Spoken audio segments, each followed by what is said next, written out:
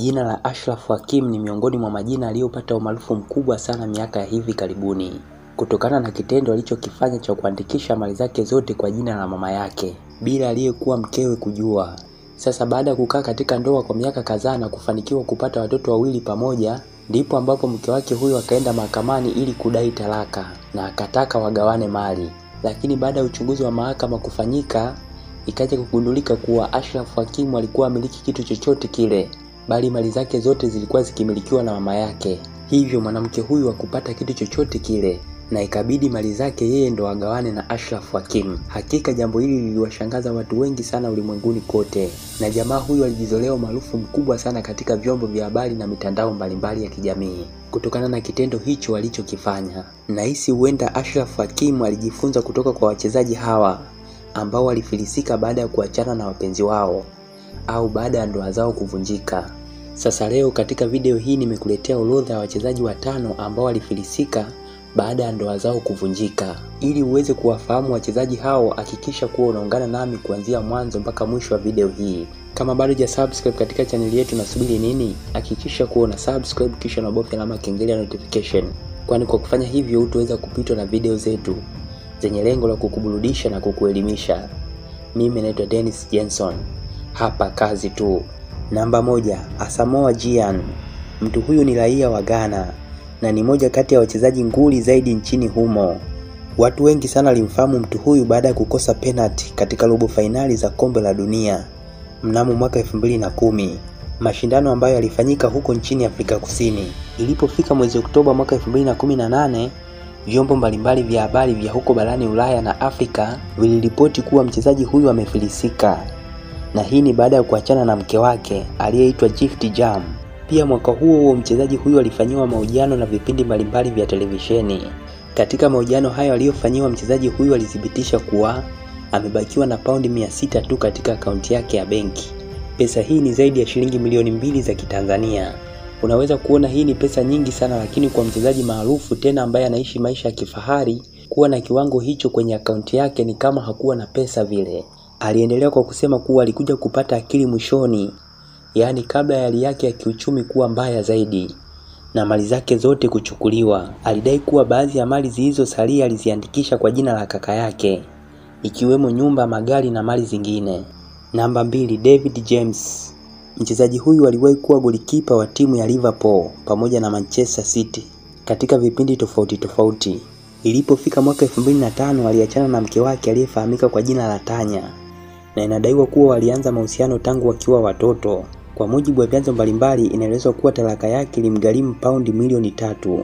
Hivyo baada ya yeye kutoa kiasi hicho cha fedha, hali yake ya kiuchumi ilianza kuwa mbaya zaidi mpaka kufikia hatua ya kuanza kuuza baadhi ya vitu vyake vya ndani, ikiwa ni pamoja na jezi, viatu pamoja na magari na vitu vingine vingi, ili aweze kupata pesa ya kujikimu. Pia baadhi ya watu wa karibu walidai kuwa mchezaji huyu alipoteza pesa nyingi sana katika matumizi yake ya kawaida, kwani alikuwa akinunua gari jipya mara baada tu ya gari alilokuwa akitumia kupata mkwaruzo kidogo tu. Yaani endapo gari ambalo alikuwa analitumia likipata mkwaruzo wote ule, basi alikuwa anaenda kulipaki uani na kwenda kununua gari lingine. Pia alikuwa arudi kuvaa nguo au viatu mara 2. Yaani akishavaa mara moja tu alikuwa anaenda kuvitupa store. Hayo ndio yalikuwa maisha ya mchezaji huyu. Hivyo mambo hayo mawili ndio yalichangia kwa kiasi kikubwa sana mwanasoka huyu kufilisika kabisa. Lakini hivi sasa kidogo mambo yake yapo vizuri. Namba 3, Taribo West. Mchezaji huyu ni raia wa nchini Nigeria. Huyu naye alifilisika baada ya kuachana na mke wake. Inaelezwa kuwa mchezaji huyu alivurugwa kabisa baada ya kufilisika, jambo ambalo lilipelekea aone kimbilio pekee ni kumrudia Mungu wake. Hapo awali alikuwa ni miongoni mwa wachezaji waliofanya vizuri sana nchini humo na walioingiza pesa nyingi sana kwa wakati huo. Kisa chake cha kufilisika kilikuwa hivi: mchezaji huyu alifunga ndoa na Mnigeria mwenzake, na baada ya muda mkewe huyu alielekea mahakamani kudai talaka yake huku akitaka wagawane mali, na baada ya miezi kadhaa kupita hakimu aliipitisha kesi hiyo. Hivyo mchezaji huyu aliyewahi kuichezea Inter Milan na AC Milan katika miaka 1997 hadi miaka 2000 aliamriwa na mahakama kumlipa mkewe fidia mamilioni ya dola, jambo ambalo lilipelekea mchezaji huyu ashuke kiwango na baadaye kufilisika kabisa. Na baada ya muda akaamua kuacha kucheza mpira kabisa na kumrudia Mungu wake, na hivi sasa ni mchungaji. Namba 4, Paul Merson.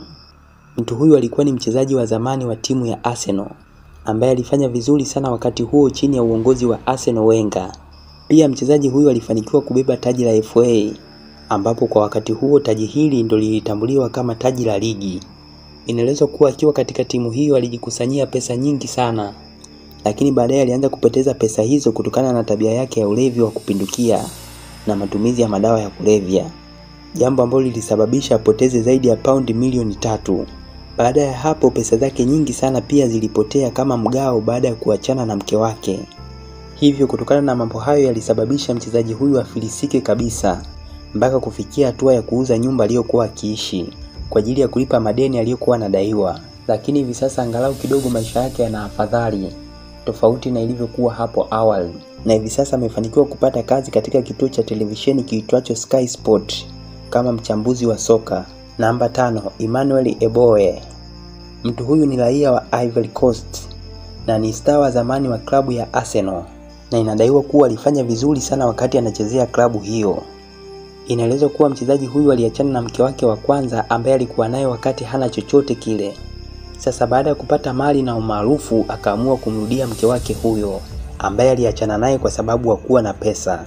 Sasa mpaka wanarudiana, mkewe huyo wa kwanza alikuwa tayari ametoka chuo kusomea masuala ya sheria.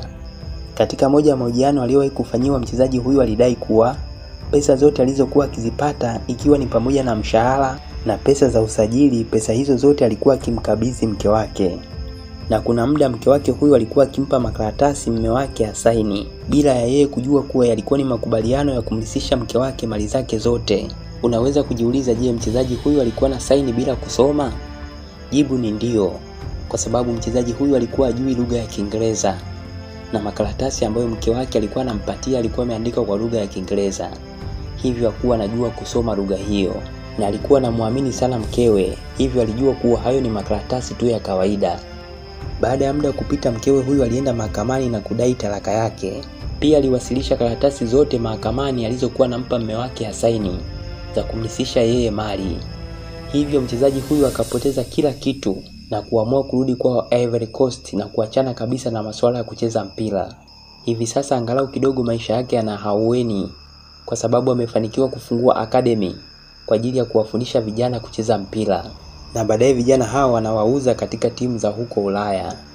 Niambie kwenye sehemu ya comment, je, umejifunza nini kuhusiana na makala hii?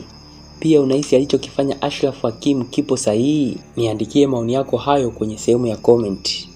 Asante sana kwa kuwa nami kuanzia mwanzo mpaka mwisho wa video hii. Kama bado hujasubscribe katika channel yetu, unasubiri nini? Hakikisha kuwa una subscribe kisha unabofya alama kengele ya notification ili usiweze kupitwa na video zetu zenye lengo la kukuburudisha na kukuelimisha. Mimi naitwa Dennis Jenson na kutakia wakati mwema, na tukutane tena kwenye video nyingine.